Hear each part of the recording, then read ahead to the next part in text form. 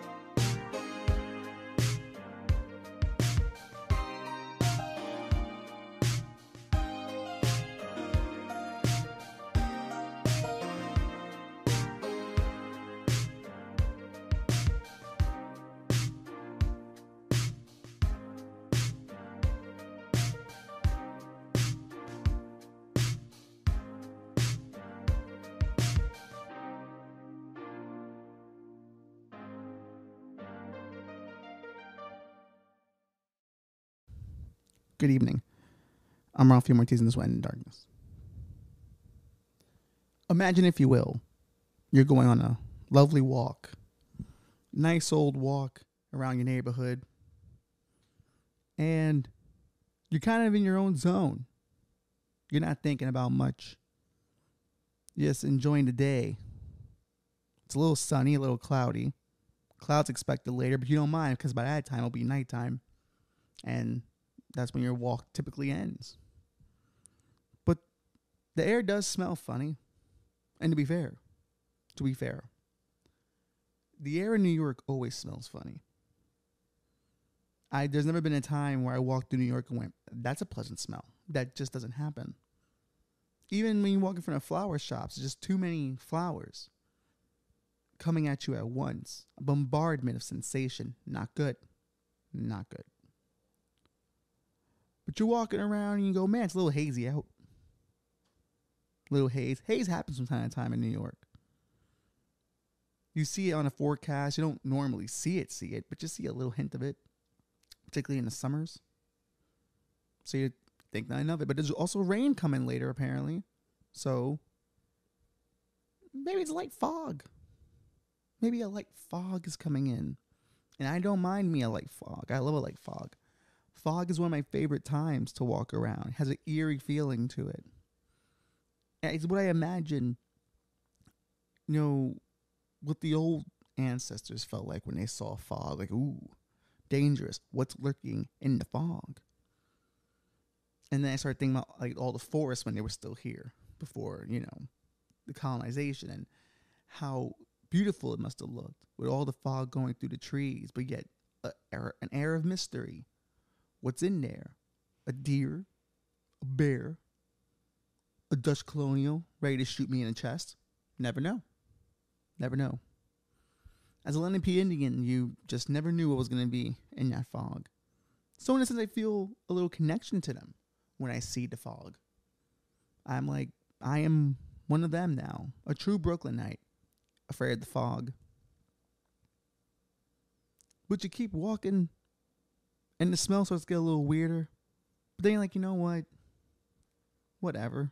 It's not going to ruin my walk. Everyone else seems to be cool. I'm jamming to some cool Spotify tunes. Who's going to stop me from this walk? I need this walk. I'm a bit big now. Bit obese these days, at least according to the BMI scale. Time to lose the weight. Only way I like to do it is walking. Gym's a little weird to me. I'll get there eventually. But you keep walking. Because walking's fun. Walking, to me, if you're really lost or if you're really confused or miserable, go for a walk. It's such a cliche piece of advice, but it's good to do. It's good to do. It clears the mind out.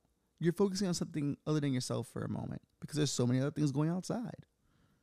You have like we talked about here, I think many episodes ago, but when you walk out the door, you're entering an agreement that no one's going to hurt one another, an unspoken agreement. But that's only with the people who are down not to hurt nobody. So you still have to be on your guard.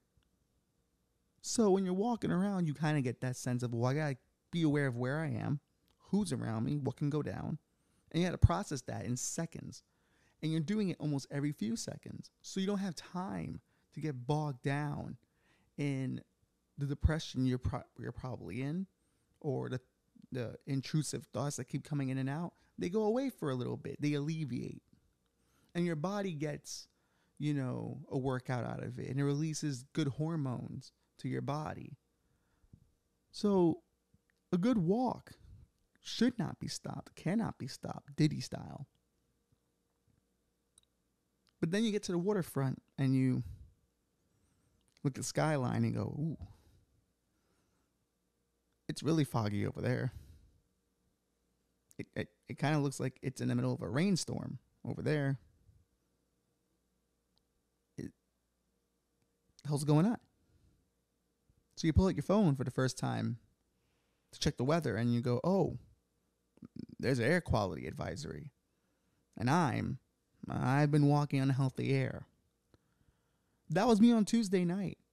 The night before the Great Orange Twilight. And to be honest with you, it looked kind of scary then. There was a light hue of orange, just a tad bit. The sun was red. That wasn't good. But I just sat there at the waterfront, took out a joint, sparked it up, and had me a time.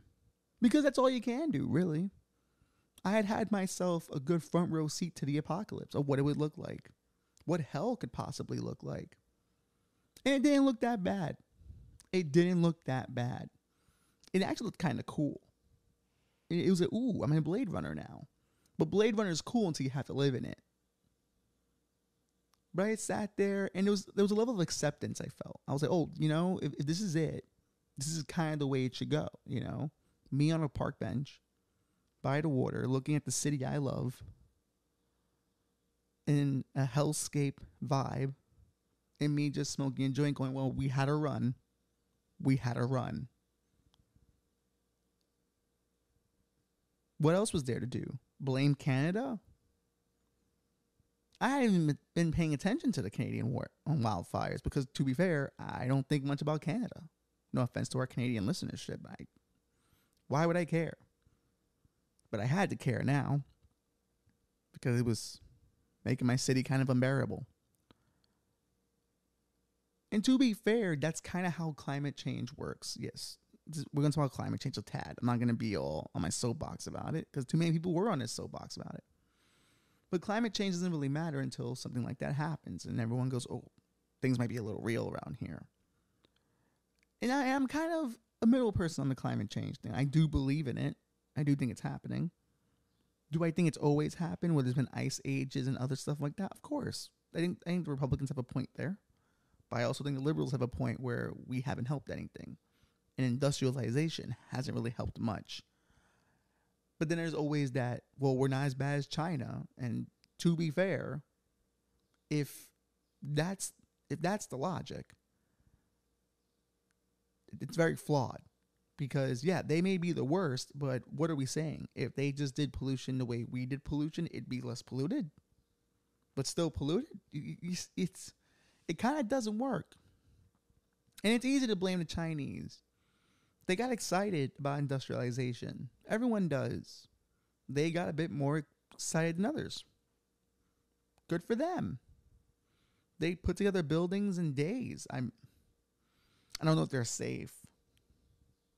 I think I saw that one TikTok video where they put up a building in Hong Kong in 7-8 days. That didn't seem safe.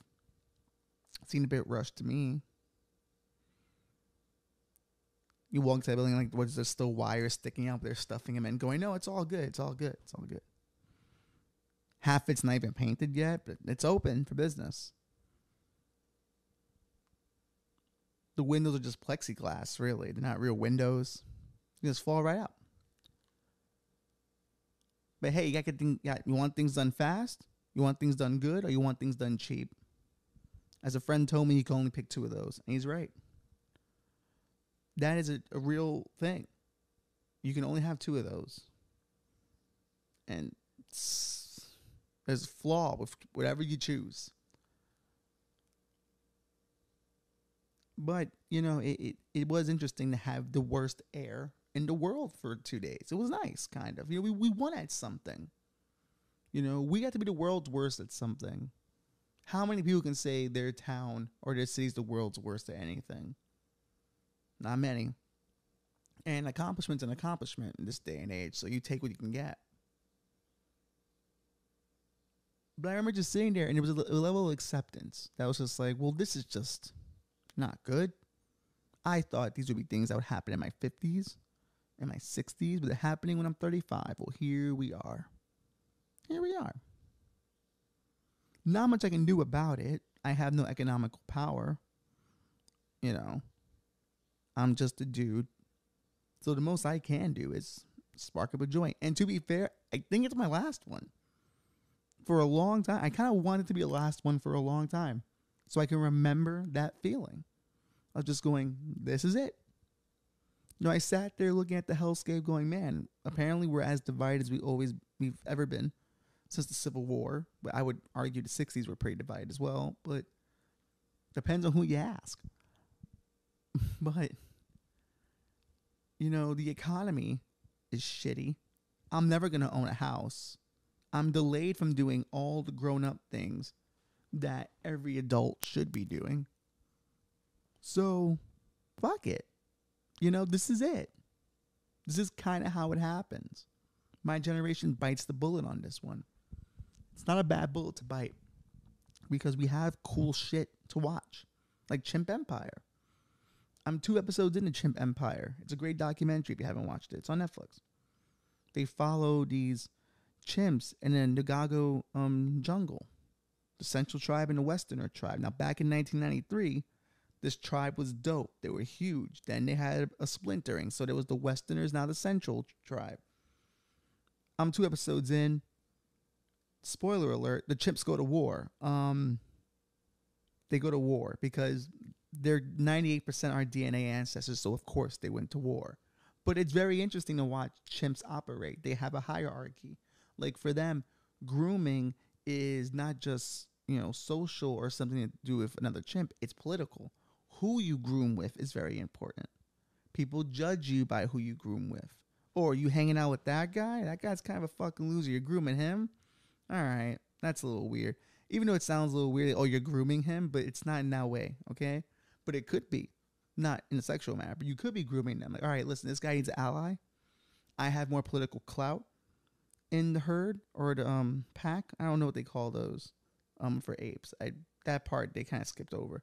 But, but in the territory, you go up and, all right, this guy needs help. He's a lonely monkey. He's got, no,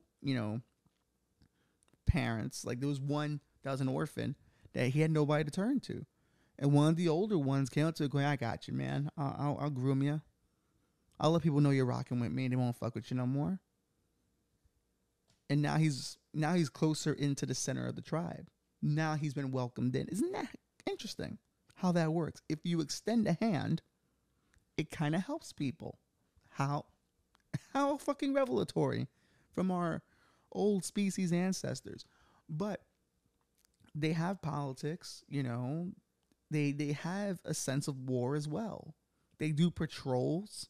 Like it's highly interesting to see how much of that is ingrained in our DNA as people. That war is not new to us. It is not a human concept. It is a concept that we got from the chimps because it was built into us. We are those people. We cannot get around it. And they actually have a thing where they say that because the Westerners do not look at the Central Tribe as one of their own, it's easy to kill those chimps because they're not one of them. They're not part of them. They're a separate entity, which sounds a lot like human beings. So in essence, all we've been doing is trying to fight the chimp in us, which is interesting. Certainly something we're fighting for. In the movie Seven at the end, Morgan Freeman says, Ernest Hemingway says, the world's a beautiful place and we're fighting for. I agree with the second part. And that's a great quote from Morgan Freeman, because it's true. Whether the world's a beautiful place or not is solely up to how you look at it.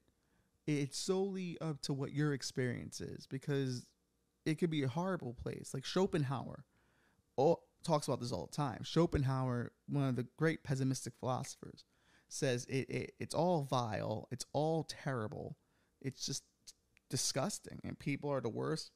The universe is the worst. It's just all around a bad deal, and the good times don't make up for it. So, is it worth fighting for? 100%. But depending on where you're at, what your point of view is it a beautiful place? Half and half. Was it beautiful to watch my city turn orange for a day? Kinda. What did it cost? Toxic air levels. You gotta take the good with the bad, it seems. But watching Chimp Empire, you start to realize certain things. That just, we're tribal by nature. We can't help it. And this is a tribe of apes that have about 100 apes in it. And the smaller tribe has like 8 males and a bunch of females. And that's the Western tribe. So they're struggling a bit to maintain some kind of supremacy because they don't have enough warriors. But peep this, though. In the Central tribe, men run that tribe because there's a lot of males there. But in the Western tribe, there's 8 males, about 24 females. With the 24 females, though, fight in wars alongside them. And they share power a little bit equally in that tribe. Because out of necessity of, hey, it's just us. They're a tight-knit group. They do what they got to do to survive. And at that point, power structure, all that other shit goes out the fucking window. We got to survive. And something tells me we're kind of there as a society. Like power structures, however you want to look at them, fine for what they were, but now we're in survival mode because the planet's out to kill us. And our very base chimp nature is out to kill us. You've got riots all across the world. You had January 6th happen. You know, we've got political fucking civil war, pretty much. There was that fucking clip too that they had of that LGBTQ protest that was attacked by the MAGA guys. Like, all that shit's happening. You know, Blackstone's taking over your house. The landlords are slowly becoming just corporate entities you can't get to. Like, it's gonna be like that South Park episode, the Margaritaville, where it's the Great Recession and Stan's just trying to return his dad's Margaritaville machine. And he has to keep going up the ladder. And eventually they send him to the economy. And it's a bunch of dudes in suits who are just hovering around like a Wheel of Fortune style table. And he's like, I want to return this machine. He's like, well, let's see what it's worth. They cut the head off this chicken. The chicken like runs around, you know, in its last breaths and stops. And it goes, your Margaritaville is worth $10 million. And he's like, what are you talking about? He's like, that's what the economy says. And that is what the economy is. Crystal Ball had one of the best takes on, the stock market. It's just a chart of rich people's feelings. And that is one of the best illustrations of what the economy is to me, at least for the everyday person. Your wallet is an illustration of how happy you are, because broke, happy people are very rare. Like, people who can thrive while being broke are very rare. And they can say they're happy on the outside, but on the inside, they're thinking about those bills coming up. They're thinking about everything that happens after that $1 they spent. There's a reason why they don't go out for drinks, because that one drink is going to cost them a bill. It's going to cost them their life in some way. Like, that's what's crazy about it. That one meal out could be the fucking difference between making rent and not. Fucking crazy. But that's where we're at now. And that's kind of when you look at something like the sky's turning orange in New York, you're kind of reminded on Front Street, oh, we've run this to the ground. Like, we've reached peak modernity. This is it. It gets no better than this. I know we talked about this a lot the last few weeks, but it's true. It kind of gets no better than this. And there's an acceptance to that. It's like, hey, at least I'm here for it. At least I'm jamming with it. At least I'm gonna experience it. And if I'm lucky, I'll be in the wasteland, drinking, aqua cola, like Mad Max, telling people I was there. I was there when the forest fire smoke came into New York, and that was the first sign. And I was there smoking a joint, just going, "Hey, this is it," and I just accepted it. It's not a bad place to be. Front row to the end of the world. I like it. Will I make it to the end? I don't know. We'll see how long I got, how many years I got left. That's always up in the air, really. I mean, when you get past 30, it's really up in the air. But that's kind of, what I was thinking about. I just sat there and went, man, like, the dark futures of comics and books kind of has arrived. It's not as dark as we thought it was. Like, there's no sentinels running around collecting mutants and shit. But, Boston Dynamics and those goddamn Robo-Dogs. Maybe they'll be the next Sentinels. Maybe they'll hunt down people. Some do need to be hunted down, I guess. But it was interesting to see how New Yorkers reacted to it. 'Cause we just laughed about it. We just made jokes about it. We made Blade Runner jokes. We made Fallout jokes. Like, we just laughed our way through it because that's what we do here. Like, New York is a very unserious city. Even at the most tragic of times, we're a very unserious city because we've seen everything.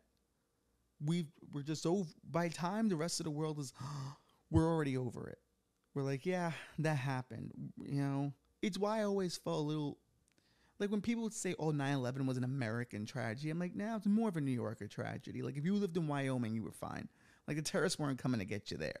They weren't coming to Montana. They were coming to the big city. So if you're from a big city, I understood it. But if you're from fucking Idaho, like, why the fuck would a terrorist go there? That's the one part that doesn't really ring true to me in Sicario too, where they blew up that mall. ISIS. It's like, why would they go to that mall? Like, what would be the point in that? Like, it's like in the middle of nowhere town. Come on. Sicario 2 was decent. Not as good as Sicario 1, but it was decent. But that's the thing about it. Like, even with the pandemic, it's like, listen, how bad was your pandemic if you had like acres of land and you didn't have to go anywhere?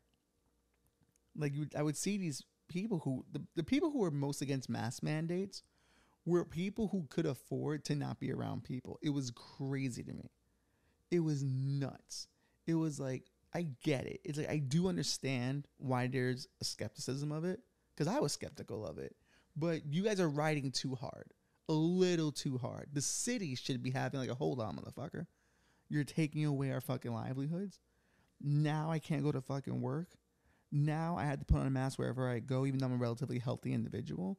Now I can apparently spread it, which that turned out not to necessarily be true. Like, so many things from the pandemic turned out not to be true. But I think Rogan's finally coming around to this point. I've been saying it forever. You can't blame people for that. People believe what they believed at that time. There was no real evidence going around. None. Everyone was a fucking lunatic at that point. You gotta forgive the first few months. Now, if you were a fucking year and a half and you're still a fucking nutcase, then I don't know what to tell you. And I'm talking about both sides here. But that level of skepticism ended up coming into this fucking cloud situation. A bunch of people were going, I don't understand how forest fire smoke could reach New York. That doesn't seem real to me. It's like, well, you didn't pass science. You never took a science class. And this is when I realized some kids should have been left behind. Like, in our effort to, have an educated society with no child left behind, we failed. We let a lot of people in who shouldn't have. There was a tweet I saw that was saying that what Twitter is back in school, they would put all the specialized kids in one spot because they're super smart ones, regular kids in one part of the school, the really dumb ones in different classes, and we never had to mingle, so we never knew how stupid the other party was or how smart the other party was. But now that we're in Twitter, holy fuck, now everyone's in the same classroom, and we realize how many of them are actually fucking dumb. And it's true. It's the people who will say social media has dumbed down society, but then will tell you, I don't understand how the smoke could reach New York. That seems like a conspiracy. Where are they hiding? Why do they want New Yorkers back in their homes? Seems how did they make the sky orange? Smoke doesn't make the sky orange. That's not how smoke works. Okay. Guess you've never seen a fire before. Guess you've never been around embers. Guess you've never seen a sunset. Little weird. But that's kind of what it is, man. That's kind of what it is. That's where we're at. You just have to accept. A level of acceptance is nice. That's what I had when I was sitting at that bench. And it was great that night. Like there was a small piece of orange. The orange was really the next day, but watching that gray, it was just like, man, this is pretty shitty. Like this is it. This is what my adult years are. Surviving pandemics, recessions, and deadly air. I thought I'd be like, hoverboards or something. Tonight, we are young. That was going to be like that, At the bars and clubs, drinking, having a good time, having a cool job, making cool cash, buying cool shit, having a future. Oh, man. None of that happened.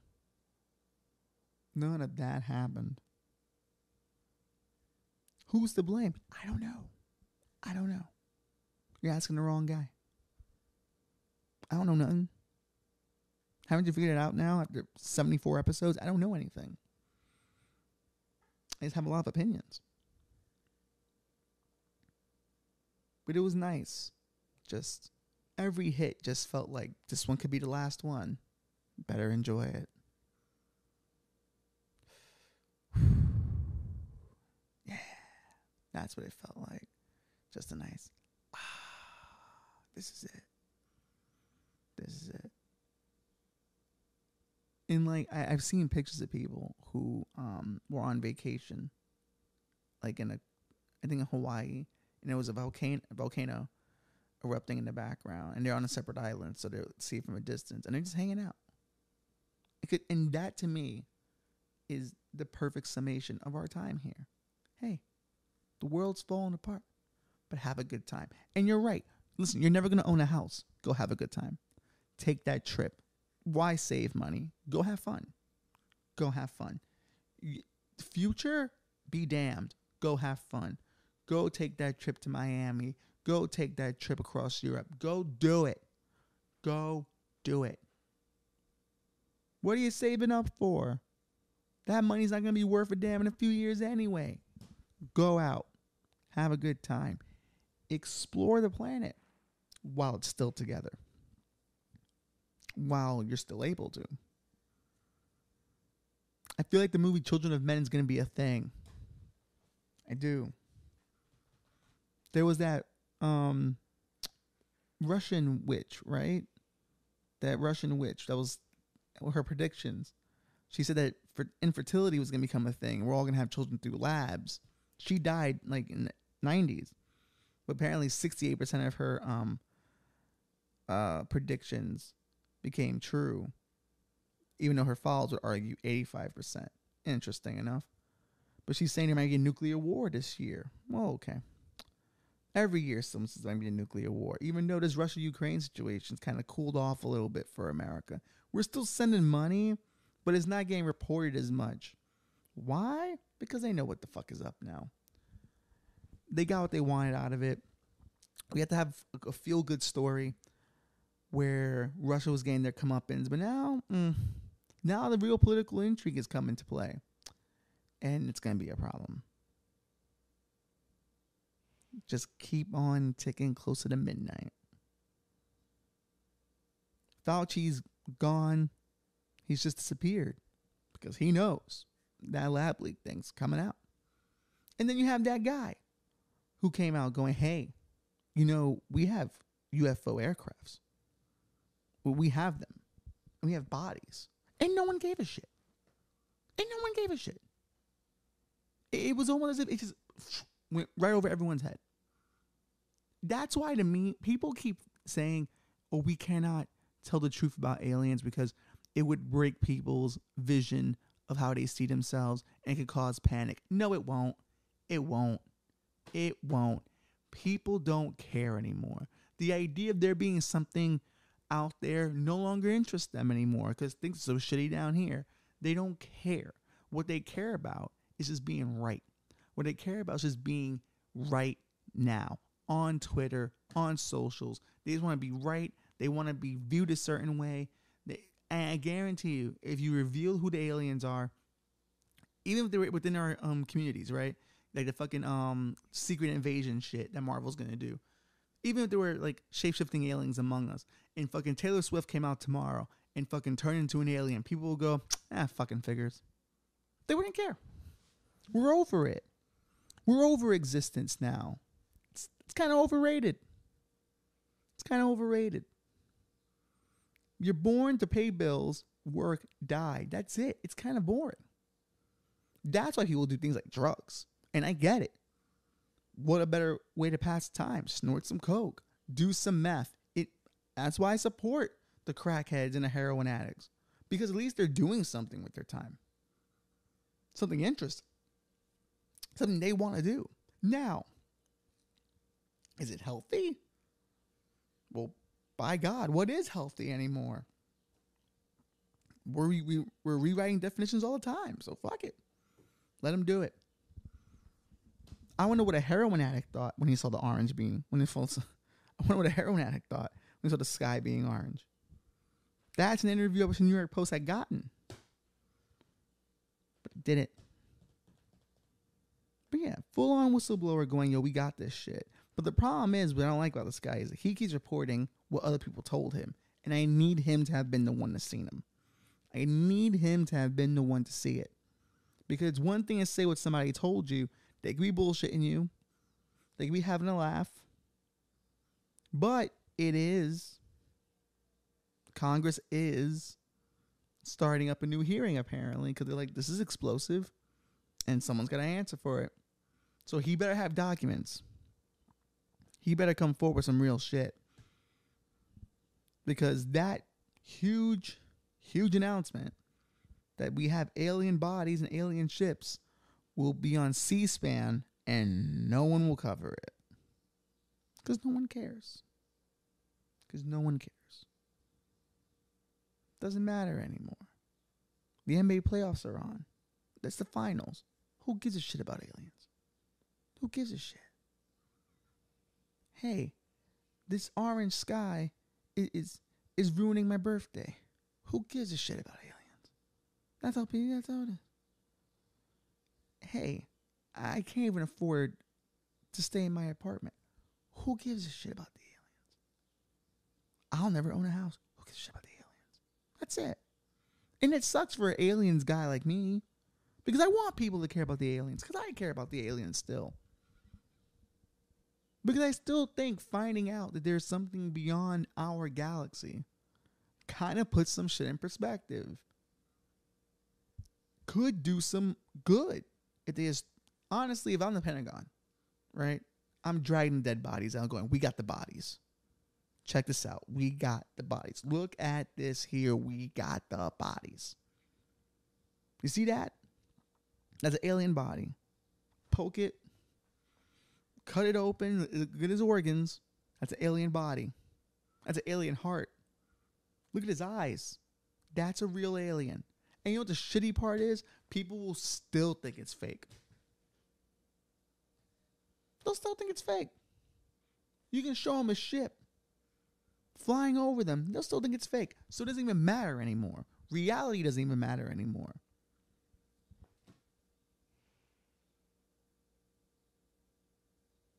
People were thinking the orange sky was fake. But it was right there. It was a mass hoax. New Yorkers have never been that united, ever. Not even after 9/11. People like to fucking throw that myth out there, how united we were after 9/11. Yeah, ask the Habibis at the fucking store, because they were still getting shit. They were still getting their fucking windows broken and shit. People were nice for about 3 days, and then they went right back to their racism. That's how it works with great events. You only report the things that are interesting. As Norm Macdonald once said, oh wow, all the good guys have always won in history. What are the odds? But no one believes anything anymore. No one is plugged in to a sense of community. We don't experience things the same way anymore. So when you see something like the orange sky, everyone's got a take. And you know, maybe, God, I hate to sound like this guy, but maybe some people shouldn't have a voice. Just saying. Yeah, I might be on the censorship bandwagon now. I think I've reached the limit of stupidity. Because there's good stupidity, then there's bad stupidity. Good stupidity is fun, entertaining. The bad ones are just morons.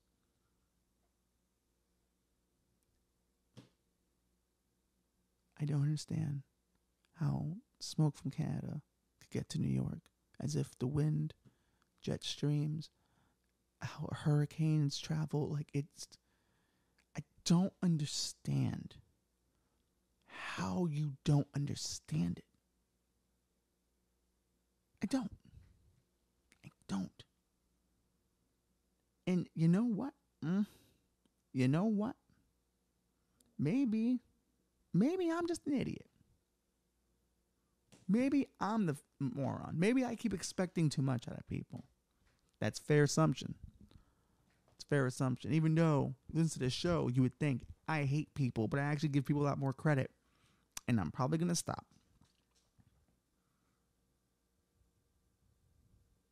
But spark them up, man. It's the end of the world. Have a good time with it. Take that girlfriend of yours out. Because Lord knows, okay? Let's bring it down to a very, very ground level situation.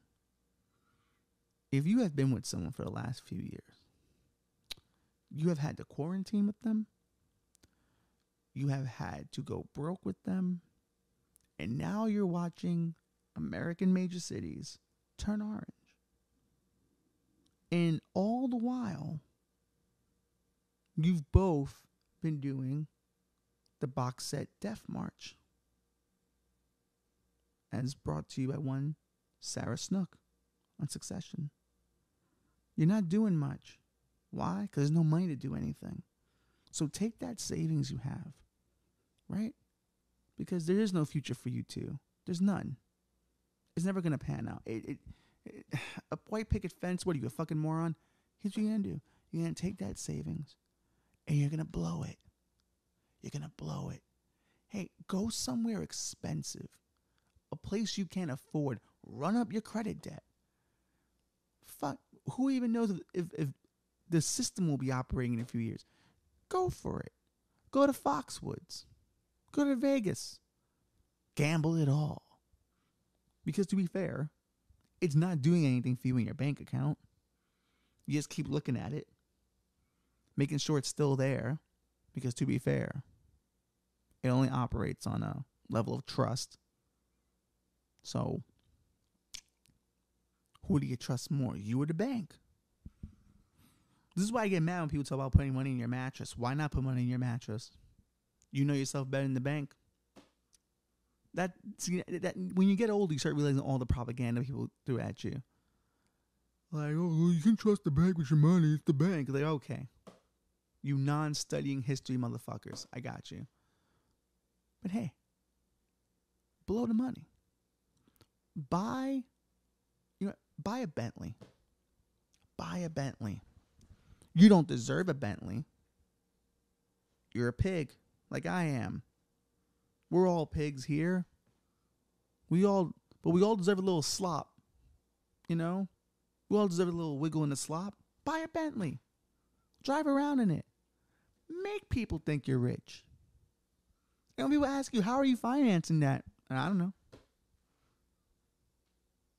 Aren't you afraid you'll lose your house? No, don't got one. Well, what about bills? Fuck them. I got a Bentley. I'll live in my Bentley. That's real estate right there. A Bentley. That's going to be a new real estate if you keep it a buck. People living in the car. The RV is coming back in a major way. I wouldn't mind living in an RV. There are those small houses that you can build on small plots of land. That's going to be a thing. The trailer park is the future. The trailer park is the future of American humanity. Like, it 100%. It has to be. Those new fold-up houses and shit that you can, like, build them with, like, 2 people, and you flip the wall up and you connect them through brackets. And, dude, we're all going to be trailer park people. We all are trailer park people. That's the thing we don't realize. The projects and the trailer park are no different. Living in a gated community is no different than a trailer park because everyone's a dumbass. Everyone's a moron. No one's aware of anything. Everyone's living in a bubble. Let's just all be one big trailer park. Let's accept it. Let's all just, eat the shittiest food. Pay very little in lot fees. Live off the government. That's what UBI should be. Getting us closer to trailer park life. I wouldn't mind living a trailer park life. It sounds great. I get to be drunk by noon. Sign me up. I don't even drink like that anymore, but I'll start drinking out the trailer. You gotta live the gimmick. Wine moms are doing it in fucking mansions. They're no different than a trailer park person who shoots heroin at noon, or at least is drinking vodka or rum. It's all the same shit. It's just where you do it. It's all about setting. It's all about setting.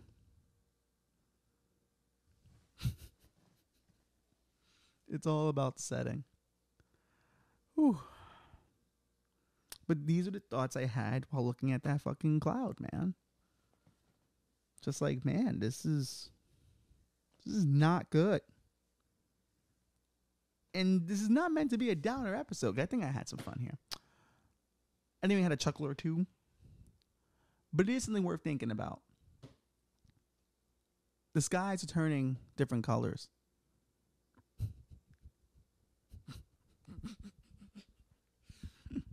The fucking skies are turning different colors. UFOs might be real and no one cares. No one's gonna own a home. Listen, man, you gotta laugh. You gotta laugh. Let me tell you, it could be worse. You could be living in a third world country, and some would say we are, but you could be living in a third world country with no running water, no sanitation to speak of. You're technically at odds with the government because you're fighting an ongoing civil war that's going nowhere.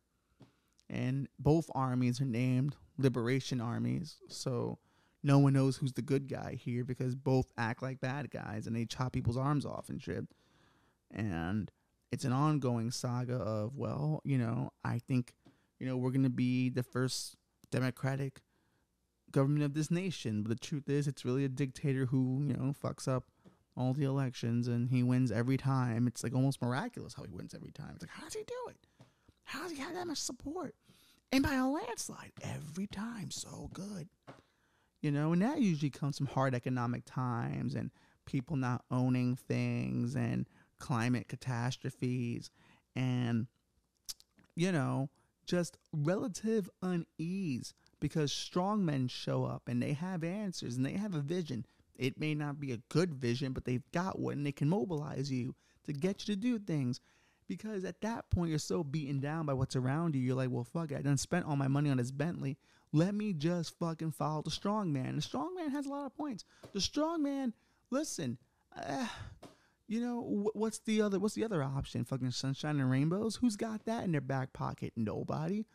No one can give you sunshine and rainbows. Not even the fucking metaverse has sunshine and rainbows. Fucking Zuckerberg abandoned that shit So NFTs crumbled. So it doesn't even matter. Sometimes a strong man may be the best shot you got. Am I advocating for a dictatorship? Only if I'm running it. Which that's everyone's thought. Everyone thinks they would be a great dictator. I think it'd be a fantastic dictator. There are fantastic nations out there that have great dictators, I think. North Korea seems happy, I think. Even though that one chick keeps going to all the podcasts about how terrible North Korea is, but her stories are starting to get a bit...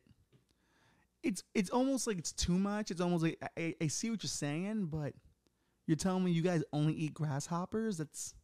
No one has any other kind of food? It's a little odd. It's a little odd that all your stories are the most extreme stories I've ever heard. Not saying I don't believe Yamni. Okay, I think she's got a point or two. But it's a little kind of weird how all her stories are the worst stories you've ever heard. A little confusing. Well, anyway. Maybe that's the key. It could be worse. We could be living under a strongman dictatorship, which we have all the right ingredients for. So, light them up. It's the end of the world, baby. And it's going to get fun. You're going to have fun. You're going to enjoy it. Believe me, you're going to enjoy it. You'll first be horrified, but then when your mind finally breaks and you finally accept, what's going to happen, you're going to have a lot of fun. Have fun. That's the key. You don't know how long you have. Have fun. Okay, I think we all know how this one is going to end.